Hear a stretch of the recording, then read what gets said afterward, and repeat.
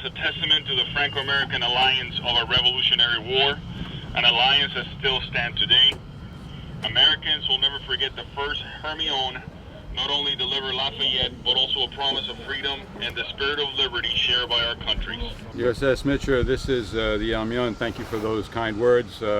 On behalf of Captain Caillou, who is standing next to me, this is one of the humble sailors, American sailors aboard the ship, and I echo your sentiments.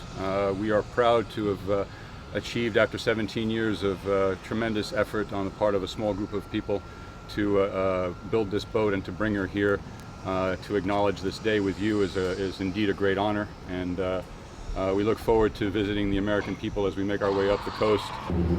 Salve! Attention! Feu!